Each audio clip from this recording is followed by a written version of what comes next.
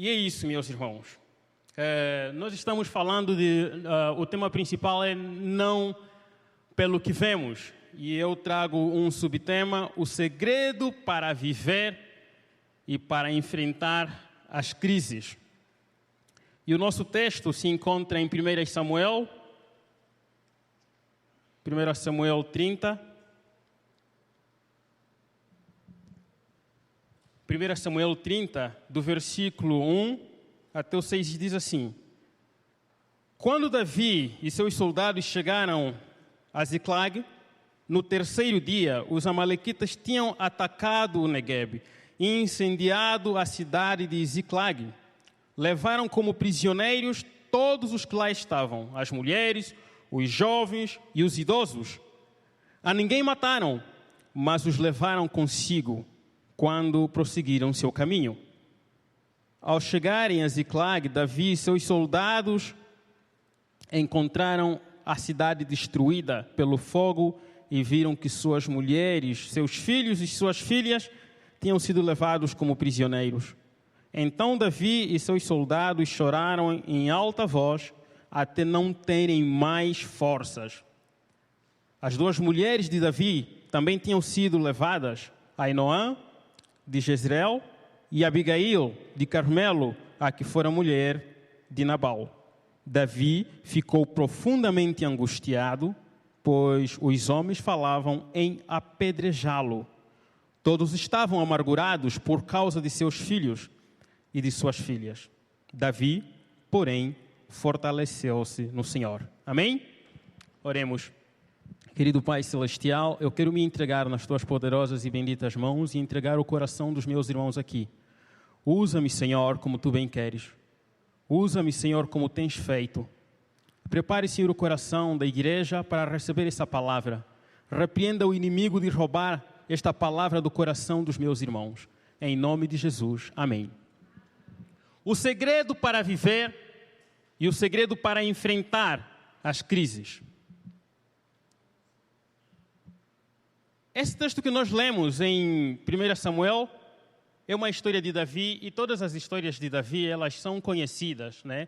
E uma das crises muito famosas, ele está em crise aqui, nessa história. Imagina você chegar em casa e encontrar a casa destruída, e os filhos levados pelo inimigo, e inclusive a sua esposa. É uma história um pouco complicada. E uma das histórias muito famosas que nós conhecemos de Davi é ele ter enfrentado o gigante Golias, que durante a pregação vamos falar um pouquinho mais. Para viver, é preciso algum segredo? Não basta respirar?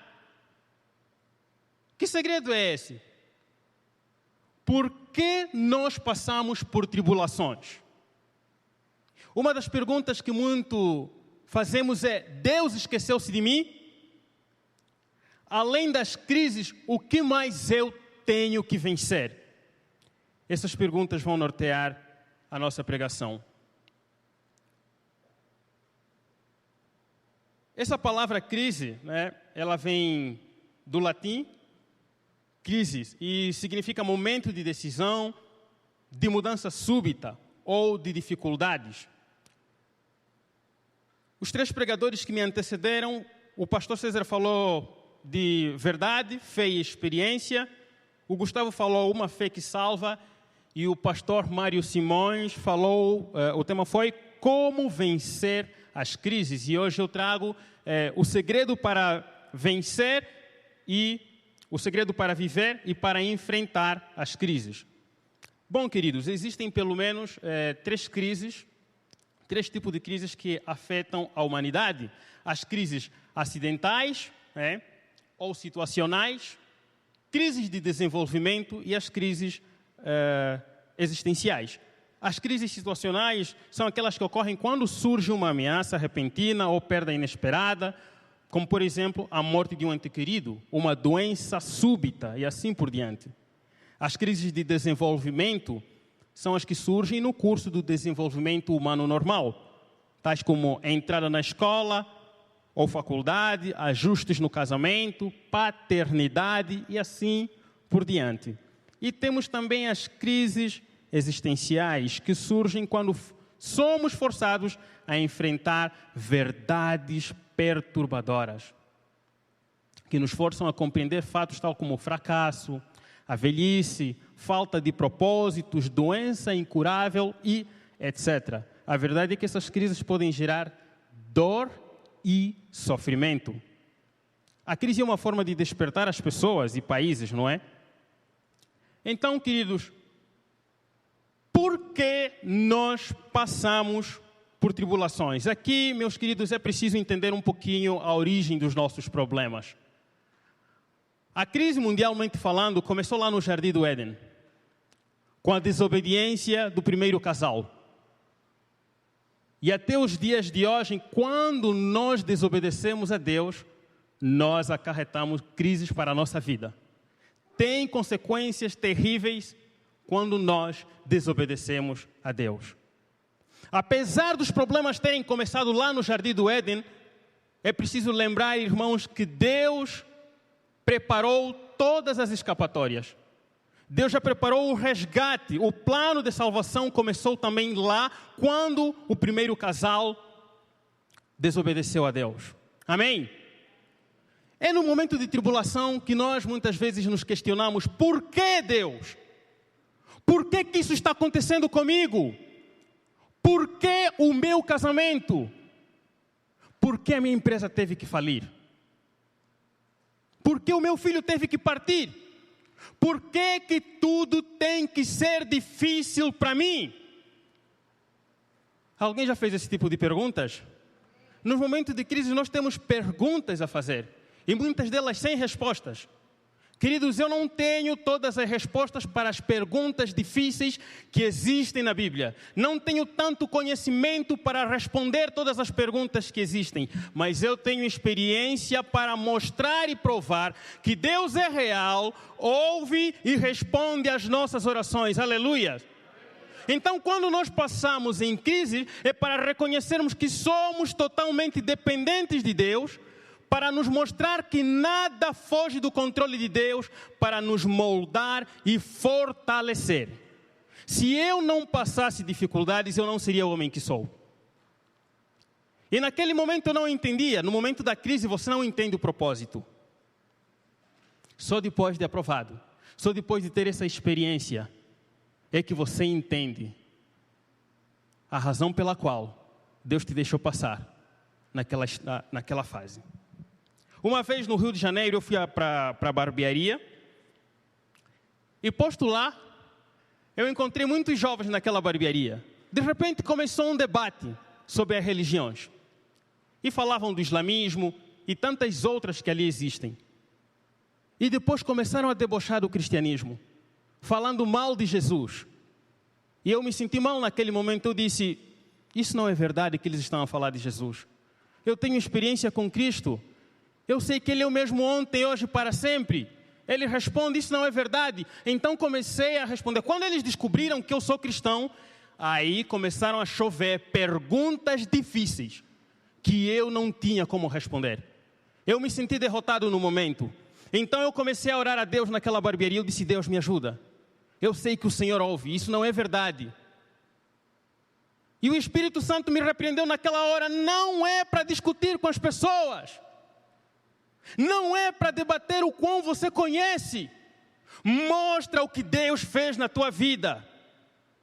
Então eu comecei a contar os testemunhos. Comecei a contar os milagres que Deus fez na minha vida. Reinou um silêncio naquele lugar. Ninguém conseguia mais falar. Um dos jovens começou a chorar. O outro não aguentou e saiu. E eu comecei a perguntar: mostrem-me o Deus que faz essas coisas. Mostrem-me os vossos deuses que fazem essas coisas. E eu vos mostrarei que existe um Deus que tudo pode, que tudo faz. Mostrem-me um nome mais alto do que o nome de Jesus, e eu vos provarei que o nome de Jesus é mais alto. Não existe um nome com máxima autoridade do que o nome de Jesus. E de repente eu comecei a ouvir lá no fundo: glória a Deus, manifesta o teu poder, Senhor. Eu disse: quem é o Senhor? Eu sou um diácono na igreja. Eu disse: eu estou aqui na luta e o Senhor está me deixando aqui de lado sozinho? Não, filho, eu nunca vi tamanha autoridade. Meu Deus, você precisa ir naquela igreja. Você precisa ir na nossa igreja, porque aquele povo precisa te ouvir. Eu disse: nunca se envergonhe do Evangelho. Não entre em discussões. Então, naquele dia eu aprendi que quando nós passamos por aflições, quando você passa por lutas, quando você passa por situações difíceis, com a ajuda de Deus, porque nos testes nós reprovamos também. Nós reprovamos quando murmuramos, quando não conseguimos glorificar a Deus em meio às dificuldades. Quando nós aprovamos, diante das dificuldades adversas, nós crescemos para um novo nível espiritual. Nós ganhamos experiência e ganhamos autoridade para falar de Jesus Cristo. Como é que você vai falar de Jesus se você não lhe conhece? Como você vai testemunhar de alguma coisa que você não tem experiência? Então glorifique a Deus quando você passa nas situações difíceis. Aleluia, glória a Deus. Então, queridos, as tempestades da vida, elas são inesperadas. É um acidente, uma enfermidade, uma crise no casamento, um desemprego, não mandam telegrama. Os problemas não mandam telegrama, não te avisam. Dia 15 de outubro, estarei batendo na sua porta, meu querido, prepare-se, destruir-te-ei, arrasar-te-ei. É de repente tudo muda. Elas são inesperadas e muitas vezes deixa aqui ver a palavra que eu escrevi. Não se podem administrar. Quero aqui abrir um parênteses, querido, mesmo falando português, às vezes há uma pequena diferença, né, porque o meu é uma mistura de sotaques, português de Angola, português de Portugal, do Rio de Janeiro, que é carioca, e a mistura com paulista. Às vezes, quando eu estou em Angola, me perguntam, você é angolano? E quando eu estou aqui no Brasil, você não é brasileiro? Então, nem sei mais o que eu sou com essa mistura de sotaques. Glória a Deus. Jesus sabia das dificuldades que nós iríamos atravessar. Estar na caminhada com Cristo não nos isenta de dificuldades. Os discípulos estiveram muito tempo com Jesus, serviam, trabalhavam e o amavam, mas isso não impediu de eles passarem naquele mar revolto. Uma pergunta, aquele mar era desconhecido para os discípulos? Não. Era ali onde eles pescavam, onde tiravam o seu ganha-pão. De repente, aquele ambiente que era conhecido se tornou perigoso. E muitas vezes é assim, o lugar onde você achava um conforto, a tua casa, o teu casamento, tudo vira de patas ao ar e você não consegue administrar o que está acontecendo. Jesus sabia disso e nos disse, eu tenho-vos dito essas coisas, para que em mim tenhas paz. No mundo tereis aflições, mas ele garantiu, tende bom ânimo. Por quê? Porque eu venci o mundo. Essa é a atitude que nós temos que ter. Que Jesus fez o quê? Venceu o mundo. Ele disse, eu venci. Preste atenção na forma como está conjugado esse verbo. É passado. É algo que já está feito. Ele não disse, eu vencerei o mundo. Eu venci o mundo. Então, queridos, independentemente da circunstância que estejamos a passar, nós precisamos entender que Jesus já venceu o mundo. Eu posso ouvir um amém? Amém. Glória a Deus. Aleluia.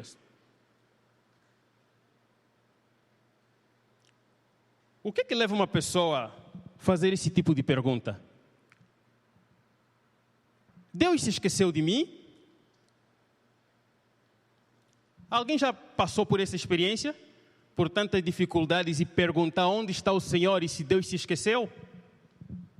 Nós estamos vivendo tempos muito complicados. O presente parece nublado e o futuro cada vez mais escuro. Não temos certeza de nada, mas Deus tem a certeza de tudo. Muitas vezes, quando nós passamos dificuldades, ou quando as coisas vão bem na nossa vida, nós conseguimos glorificar a Deus. Suponhamos que você fique doente por um tempinho, vai fazer as consultas e depois a doença passa. Aí o que você faz?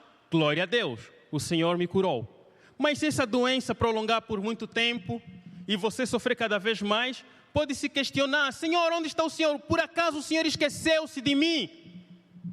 Qual é a resposta de Deus? Acaso pode esquecer-se uma mulher do filho que ainda mama, de sorte que se não compadeça do filho do seu ventre? Mas ainda que essa viesse a se esquecer, eu todavia não me esquecerei de ti.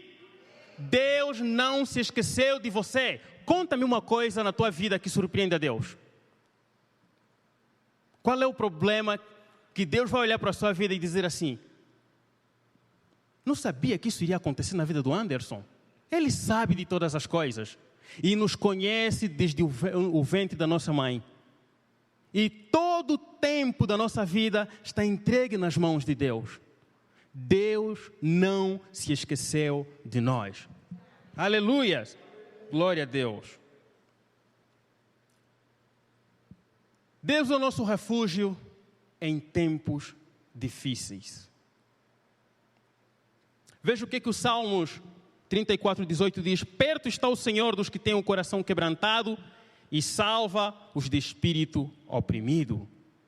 E lá no 46:1 diz que Deus é o nosso refúgio e fortaleza, socorro bem presente na hora da angústia. E o Salmos 9:9 diz também que Deus é alto refúgio para o oprimido e alto refúgio em tempo de angústia.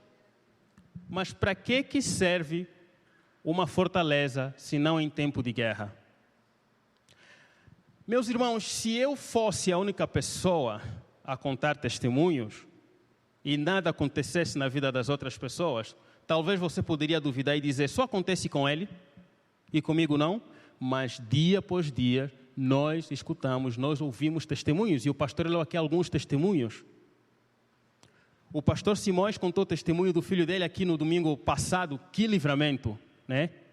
Deus continua fazendo, Ele não está parado. Deus continua agindo.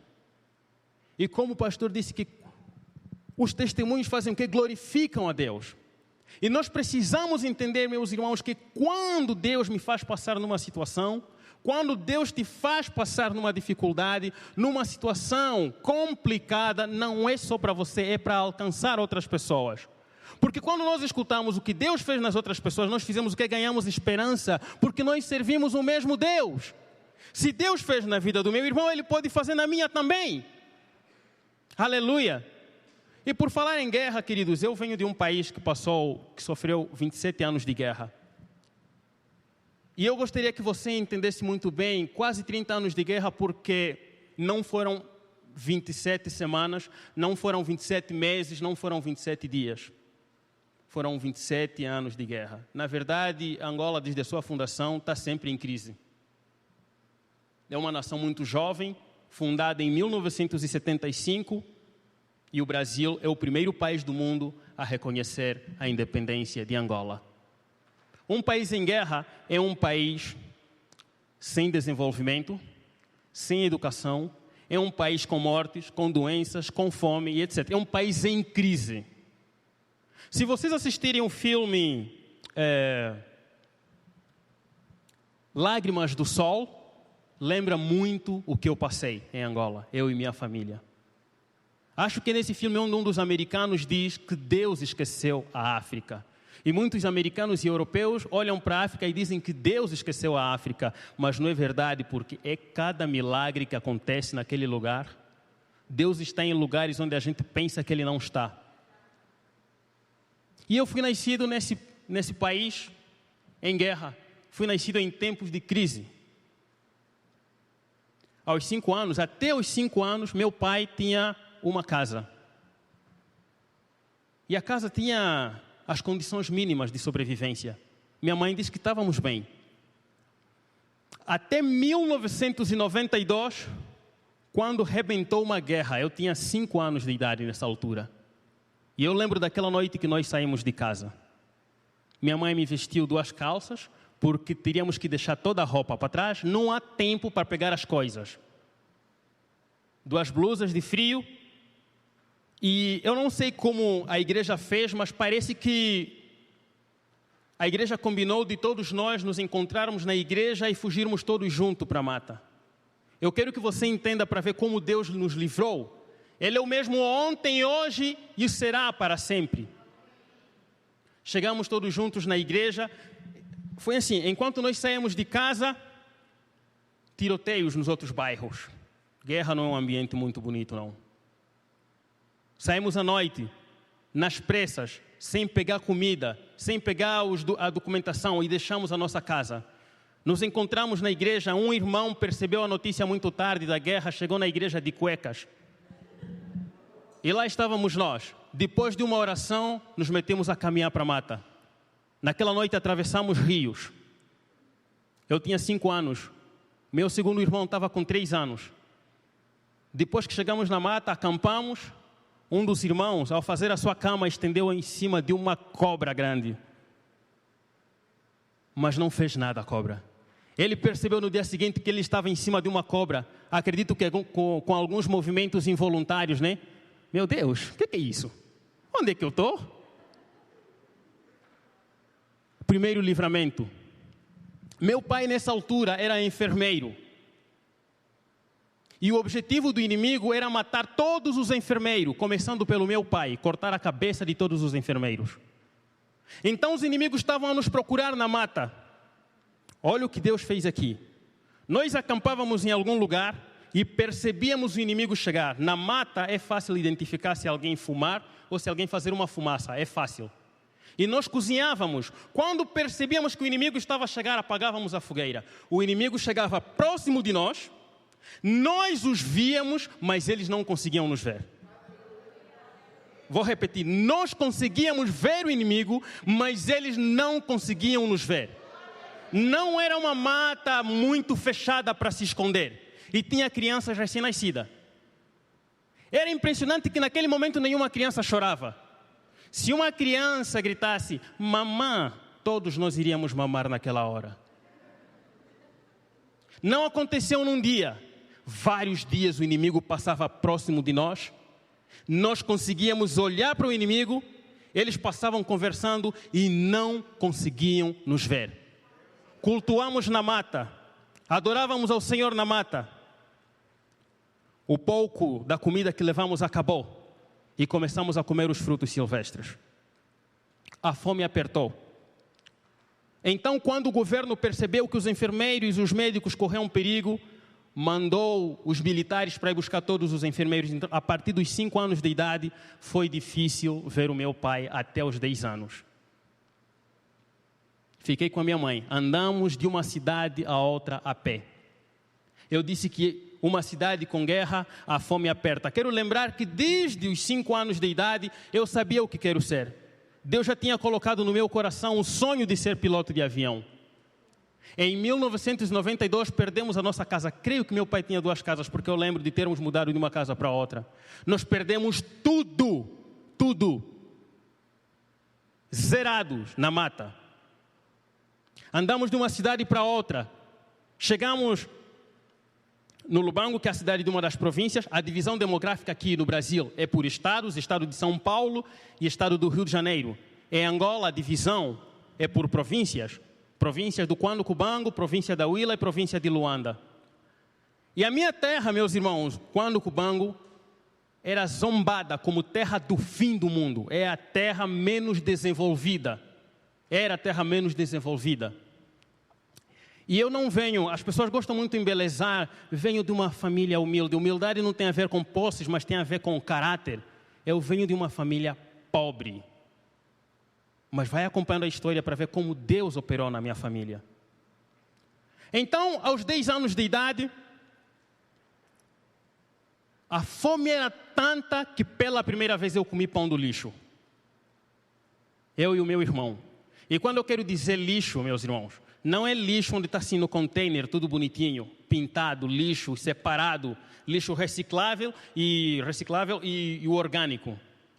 Era na lama, no capim, aquela mistura de lixos orgânicos e recicláveis. E quem conhece um pouco as histórias dos países africanos sabe que fazíamos necessidades ao ar livre. Foi naquele lixo onde eu fui buscar aquele pão amassado. E comi o pão do lixo, porque a fome era tanta. Eu e o meu irmão. Desde aquela data em diante, Comecei a comer caroços de maçã que alguém comia e jogava fora. Eu acompanhava, olhava assim para alguém comer uma fruta, joga fora, pega na terra, limpa. Eu pegava, limpava, né, e consumia aquele caroço de maçã e de pera. Não estou dizendo que passamos um mês de fome, um ano de fome. Foram anos de fome. Chegou um tempo que o povo angolano não tinha esperança se haveria paz. Porque a guerra era demais. Nessa altura, minha mãe começou a vender suco e água para tentarmos sobreviver, e eu vendia com ela. Hoje em dia, quando eu vejo os meninos vendendo chocolates na rua, biscoito e tudo mais, lembro que eu também passei nisso. Depois de um tempo, voltamos para minha cidade natal, que é Menonga, onde eu fui nascido. Eu estudei em condições precárias. Não tinha sala em condições. Debaixo da árvore, sentado numa lata. Sofri bullying também. E não havia psicólogos para isso, tem que ser forte. Outras famílias começaram a prosperar rapidamente e a minha não. Lembro minha mãe uma vez ter perguntado ao meu pai, por que nós não melhoramos? Outras famílias estão tendo e nós não. Meu pai disse para minha mãe, calma, o Deus a quem nós servimos vai atender às nossas orações um dia. Durante esse tempo de dificuldades, uma coisa que eu muito admirei nos meus pais é a integridade deles, a maneira como serviam a Deus. Eu lembro que uma vez eu pedi dinheiro ao meu pai para levar para a escola e ele disse assim para mim, filho, eu não tenho dinheiro, a única coisa que eu tenho é o dízimo e eu não posso roubar ao Senhor. Desde aquela data eu comecei a perguntar, quem é esse Deus a quem meu pai é tão fiel assim? Não lembro ter visto meu pai murmurar. Quando eu fui nascido, ele tinha, creio que 21 anos de idade, ou 20, e minha mãe estava com 16 anos. Então, quando eu tinha 10, meu pai estava com 30. E eu vi a juventude deles, as dificuldades que eles tiveram que enfrentar na vida. O tempo passou, meu pai foi promovido milagrosamente, eu vou contar rapidinho porque a história é longa. E eu pedi dinheiro ao meu pai para fazer o curso de comissário de voo, porque o meu sonho de ser piloto estava sempre ardente. Então, aos 18 anos, eu me mudei para Luanda, capital de Angola. Antes, quero lembrar que no ensino médio, os meus professores perguntavam para todos nós o que cada um queria ser. Todos contavam, eu quero ser engenheiro, quero ser médico e tudo mais. E conversávamos entre os colegas. Quando eu falava que quero ser piloto, as pessoas riam de mim. Tem um colega que chegou para mim e disse assim, isso não é para você, isso é para gente que tem dinheiro, você é pobre, para não dizer que está cheio de doença nesse corpo. Você não vai ser nada nessa vida. Nem menino que limpa o avião você será. E todos riam de mim. Eu olhei para a turma, não foi em qualquer lugar, foi na escola. Eu olhei para a turma e disse, eu tenho um Deus. Se Ele quiser, eu serei piloto e muito mais. Quem viver, verá. Eu disse essas palavras para os meus colegas.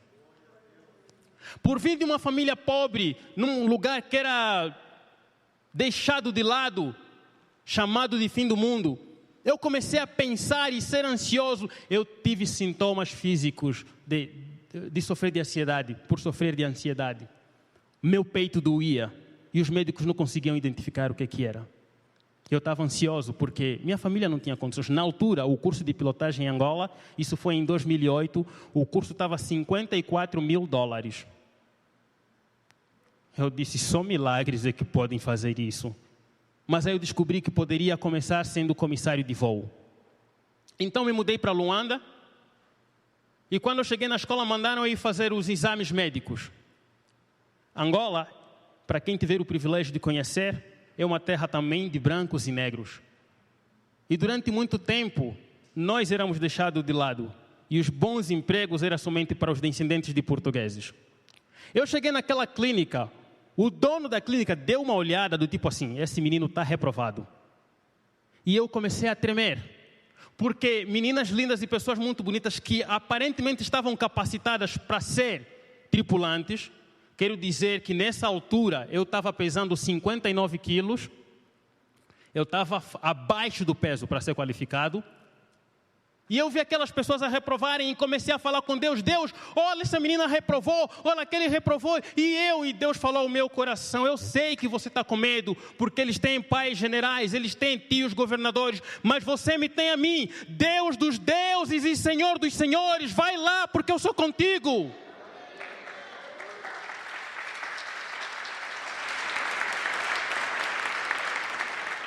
Aleluia.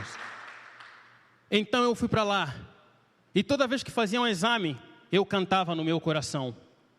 E hoje em dia faço a mesma coisa. Quando eu sinto medo, eu canto. Quando eu fico muito ansioso, eu canto. Porque na presença de Deus, até a tristeza pula de alegria. Não dê muito tempo nos pensamentos negativos. Ponha um louvor na sua casa. Louve a Deus. Onde Deus está, a ansiedade não tem lugar. Durante muito tempo, a forma de vencer a ansiedade foi botar o louvor.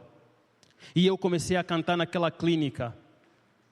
Eu fiz todos os exames. Depois de uma semana, ligaram para mim para ir buscar os exames. Quando eu cheguei, as palavras da enfermeira foram exatamente essas. Senhor, parabéns. Eu disse, por quê? Porque nunca apareceu nessa clínica alguém que está saudável como o Senhor. Quero lembrar que eu estava abaixo do peso. Você está saudável, parabéns. E me deram um certificado médico que comprovava que eu estou em condições de ser tripulante.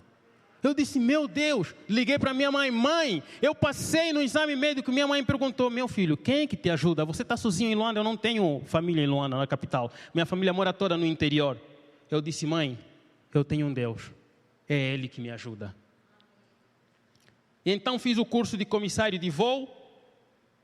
E depois que terminei, em 2008, espalhei o meu currículo em tudo que é empresa. Nenhuma delas chamava. Menos uma.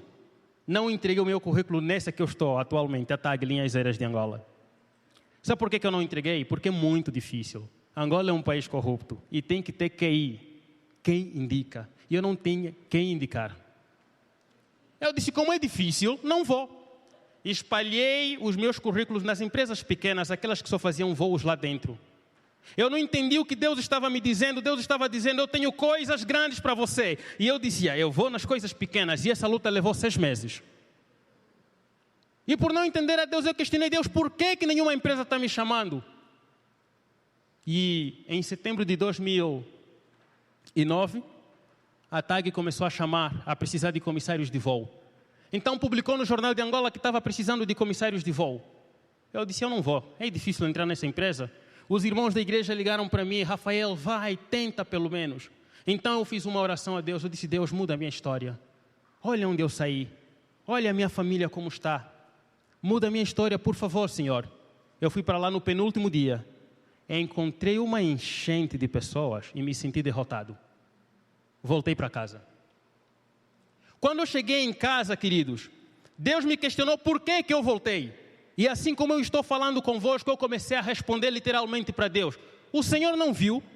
Era um pai puxando a filha, era tio puxando a sobrinha. Quem eu tinha lá para me puxar e me deixar entrar naquela porta? E Deus falou comigo, eu sei que eles têm pais, governadores e tios generais. Você me tem a mim, Senhor dos senhores e Rei dos reis. Volta porque eu sou contigo. E eu voltei para lá no último dia. Parece que aquela enchente duplicou. Eu cheguei às 10 horas, tinha lá gente esperando desde as 4 da manhã. E eu fiquei lá parado, olhando para aquilo, pensando, como é que eu vou passar aqui nessa porta? Estava lá parado, orando, perguntando a Deus. E para entrar, irmãos, tinha que se colocar o nome numa lista, para o segurança chamar, para o guarda chamar. Só que até você colocar a caneta, já rasgaram a folha. Eu disse, desse jeito eu não vou conseguir entrar. Então o Espírito Santo falou para mim, não fique parado, tome atitude. Aí eu fui até a porta e disse para o homem, deixe-me passar, por favor. E o homem disse assim para mim, tanta gente aqui querendo entrar, e você acha que eu vou deixar você passar? Eu disse para ele, senhor, sim, o senhor vai me deixar passar. Ele perguntou, por quê? Porque esses vieram para ser comissário de voo. Eu sou o comissário de voo. Ele disse, não vou te deixar passar. E nisso comecei a falar, se você não me deixar passar, eu vou pegar, desculpa, Gente, que coisa chique, não percebi isso aqui.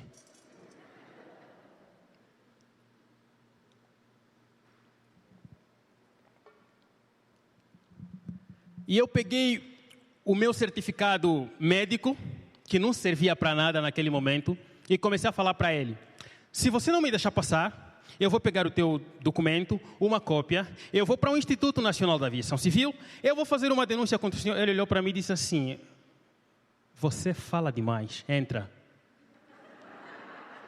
E eu entrei. Eu não acreditei que eu entrei naquele edifício. Na medida em que subia, eu comecei a tremer, porque lá fora estava uma multidão tentando entrar naquele edifício. Eu entrei. Quando cheguei nos recursos humanos, uma senhora chegou para mim e perguntou, não sei por que ela fez aquela pergunta: filho, conseguiu? Eu respondi: sim, consegui, ótimo. Vai naquele quarto que os outros estão lá à tua espera. Então eu fui numa sala. Enquanto lá fora estava uma multidão, eu encontrei 7 sentados a ver TV, filho de gente grande. E eu não acreditei que estava no meio daqueles jovens, todos cheirando perfume importado. E o que eu estava cheirando? Eu estava lá representando a Nivea, mas estava lá, cheirando sabonete, mas estava lá. E eu tremia de nervo, não acreditava que eu estava naquele lugar. Então nos chamaram para levar a documentação na diretora dos recursos humanos. O corredor dos recursos humanos da minha empresa é muito grande. E lá fomos nós. E eu tremia. E tinha homens que eu nunca mais vi até hoje. Mas eles estavam naquele corredor e diziam: relaxa, vai dar tudo certo. Eu levei tantos documentos que até dos cursos que eu fiz na igreja levei. Até de homilética levei, só para não me mandar embora de novo. Entreguei a documentação. E eu lembro da oração que eu fiz. Eu disse: Deus, eu fiz a minha parte. O resto pertence ao Senhor. Ligaram para mim para ir fazer a prova de língua portuguesa e de inglês. O teste de português foi fácil, mas quando peguei a prova de inglês, todos os cursos de inglês parece que não serviram para nada. Eu não estava entendendo nada. E a sala era enorme. E muita gente estava nervosa. Então eu peguei aquela folha e virei. E comecei a orar. Eu disse: Deus, a tua palavra mostra que o Senhor revelou sonhos a Daniel e a José. A palavra diz que o Senhor é o mesmo ontem, hoje e para sempre. Em nome de Jesus suplico, me revela essa prova. Quando eu virei, eu comecei a entender a folha. Comecei a responder. Pediram uma redação de pelo menos 70 palavras. Eu ultrapassei 120, que a professora veio tirar. Eu disse: não, deixa que agora está fluindo. E ela levou. Depois dessa eu voltei para casa. E eu tenho o hábito de acordar e orar e louvar ao Senhor. Depois de uma semana dessa prova, eu estava em casa. E eu estava justamente cantando esse louvor. Posso crer que em minha vida um milagre vai acontecer. Eu não terminei de cantar essa música. Quando comecei a cantar o coro, hoje o meu milagre vai chegar. Não terminei essa frase. O meu telefone tocou. Não 5 minutos depois ou antes, no momento que eu disse, hoje o meu milagre vai chegar. Recebi uma ligação. Senhor Rafael Ruben. Eu disse: sim, sou eu. Daqui da TAG, Linhas Aéreas de Angola. Estamos ligando para parabenizá-lo porque você é o nosso novo comissário de voo. Eu joguei o violão de um lado, saí correndo para o outro. Aleluia. Glória a Deus. Estava todo atrapalhado e corria de um lado naquela casa. Abri a porta para ir contar para uma vizinha. Percebi que ela estava de cuecas. Voltei para vestir. Eu estava todo atrapalhado. Peguei o telefone e liguei para minha mãe. Mãe, sou o comissário de voo da TAG. Minha mãe disse: não é possível, filho. Essa empresa é grande demais para nós. Eu disse: mãe, é verdade. Eu sou comissário de bordo da TAG. Ligaram para mim agora. Meu pai disse: não, filho, eu só vou acreditar quando eu tiver uniformizado. Eu disse: então o pai vai ver. Me ligaram de novo. Fui para a empresa conhecer os meus chefes. E lá veio a primeira viagem internacional. Fui para a África do Sul fazer a qualificação do avião. Nem sabia o que ficar no hotel, estava todo atrapalhado, mas Deus providenciou uma senhora lá da limpeza que me cuidou como um filho. Então chegou o dia de viajar para a minha cidade natal. Quando eu cheguei no aeroporto, quem é que estava no aeroporto? 90% dos passageiros eram irmãos da igreja. As senhoras da igreja iam num congresso e voltaram naquele avião. E elas ficaram admiradas. Esse é o Rafael. O que ele está a fazer aqui no avião? Não é possível. Quem mais eu encontrei? Um daqueles colegas que disse que eu não seria nada. Eu cheguei nessa colega e perguntei, tudo bem? Se lembra de mim? Ela disse, é claro que eu me lembro de você. Como é que eu ia me esquecer de você? Eu disse assim para ela, tem dúvida que o meu Deus é poderoso? Ela olhou para mim e respondeu, se eu estou vendo você uniformizado, como é que eu vou duvidar do seu Deus? Eu disse, vem muito mais. E as pessoas ligaram para o aeroporto de Menong, contando, lá, o Rafael é tripulante, está aqui no avião. E quando cheguei lá, o aeroporto tinha parado, todo mundo para apreciar. Meus irmãos ficaram chorando de emoção e espalharam essa notícia lá na minha cidade, porque praticamente eu tinha me tornado no primeiro comissário de voo da minha cidade. Trabalhei durante 2 anos como comissário e depois vim fazer aqui o curso de pilotagem. Deus não se esqueceu de nós.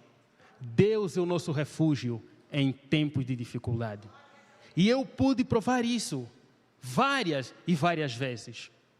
Uma parte dos testemunhos eu contei aqui para vocês, queridos. E para honra e glória a Deus, hoje eu sou piloto de avião. Não estou estudando para ser, eu tenho essa carteira. Eu esqueci de dizer que em Angola, nos tempos que as coisas estavam muito difíceis, se eu dormisse num chão como esse, daria glória a Deus. Era num chão simples, com papelão. Mas Deus mudou a história da minha família. Então, meus queridos,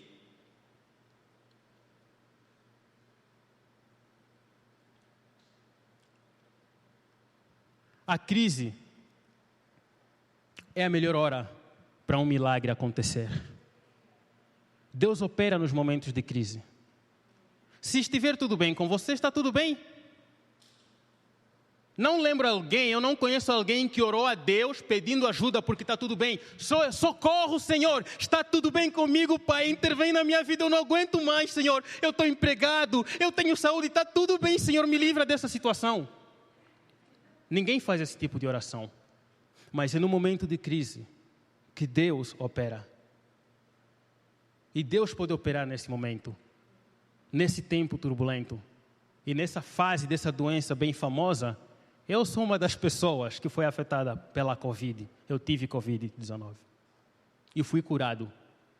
2020 não foi fácil para mim também. Qual é o segredo, então, para viver e para vencer as crises? Estamos no fim.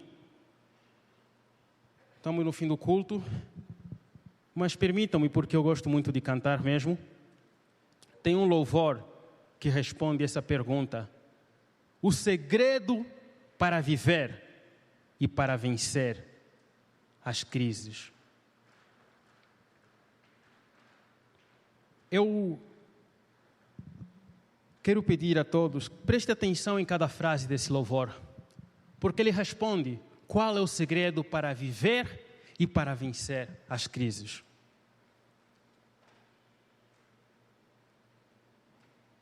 Dá para ver bem, maravilha. Quando nos cercar o mal, ao rugir o temporal, em Jesus é confiar, nunca poderá falhar. O segredo do viver, o segredo do vencer, em Cristo confiar, nunca, nunca duvidar. Quando a dor ou a aflição vem turbar o coração, é preciso confiar, a Jesus tudo entregar. O segredo do viver, o segredo do vencer, em Cristo confiar, nunca, nunca duvidar. Quando fraco me sentir, quando o mundo me oprimir e pesar a minha cruz, crê somente de Jesus. O segredo do viver, o segredo do vencer, é em Cristo confiar, nunca, nunca duvidar.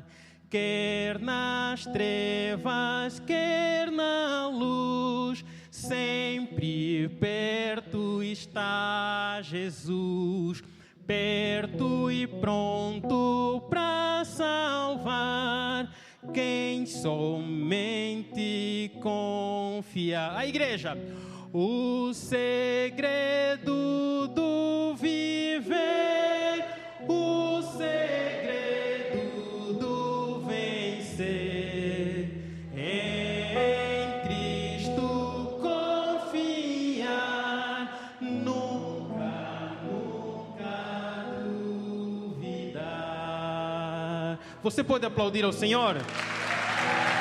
O segredo do viver e o segredo do vencer é em Cristo confiar, nunca, nunca duvidar.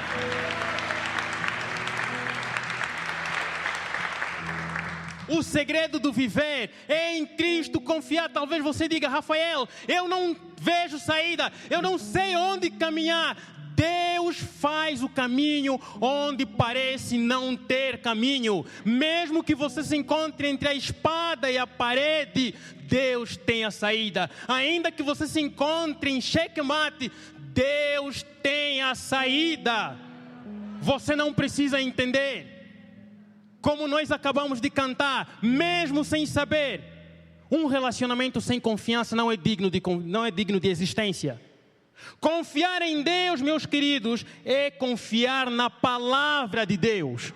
Eu não consigo confiar, eu não consigo crescer. Quer crescer?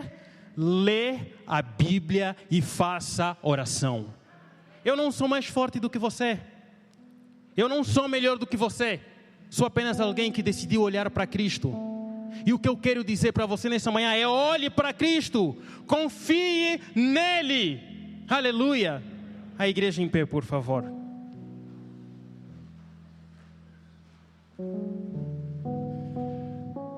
Eu quero orar pela amada igreja. Põe a mão no seu coração. O Ministério de Louvor pode se posicionar, por favor.